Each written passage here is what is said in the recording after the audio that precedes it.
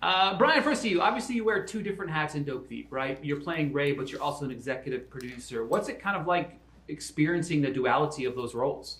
Man, it's all about care, actually. I didn't realize that when you put yourself in the lead and then you're also executive producing, it takes a lot of care. And what I realized in all the different shows and projects that I've been doing, I had kind of been wearing an executive producer hat just without the credit, like, because it was like, I'm coming in and I'm trying to add my flavors to the mix and trying to make sure, you know, that things were running smoothly and blah, blah, blah, blah. But with this one having the title, it gave me the opportunity to really put my hands into the gravy. And one of my favorite things, like, that I love doing, why I do this is because of the people. Truly, is because of the people. Because I would not be able to exist if it wasn't for hair, makeup, costumes, the crew, grips, rig. Like, they become your family, man. And I really always wanted to be there for them and advocate for them and to make sure that their input was included and to make sure that they felt like they had somebody on the ground for them.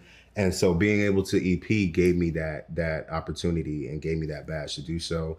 But also, I don't know, I kind of call it like the camp counselor position, because I wanted to make sure all the cabins were where they had to be. I wanted to make sure that everyone felt like their input and their time and their effort and sweat was really seen and cared for. And so for me, I think it was just the executive producer of care. Like, I just wanted to make sure that everyone felt like they were welcome. Like, the way when Wagner joined the show, we threw this man into the middle of the most kamikaze situation. You were sick that day. You had been traveling. You were like, English is not my first language, and now you guys want me to speak Spanish and do this and that. And I was like, okay. And it was like, well, what can we do? Like, how can we make sure that Wagner is okay? Like, and that was pivotal. You know, that was so important to have that amount of love. I mean, my first thing that I found when I got to my apartment was like a big box of things that Brian bought to me, like my coffee that I liked and the little things.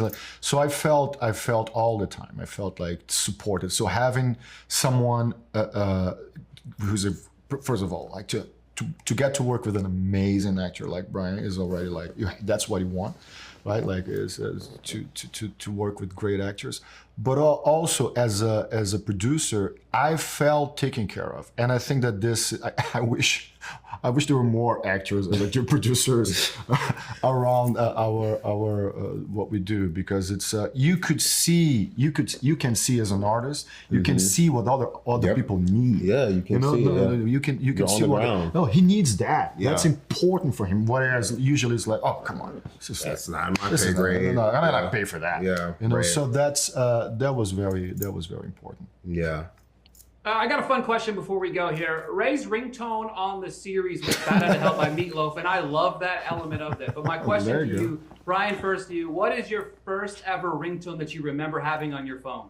So back in the day, remember you could record them on like look at the 100%. First of all, before we do that, do you, like, when someone says answer the phone, how do you mime it? What do you do when you pick up the phone? What do you do? Yeah.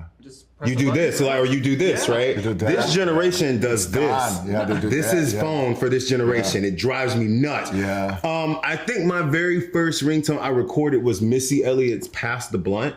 And if it wasn't that, it was "Hit 'Em with the He." Like, I do remember specifically getting Missy Elliott, "Ooh, Sock It To Me." So "Sock It To Me" was it. That's what it was. "Sock It To Me" was my ringtone.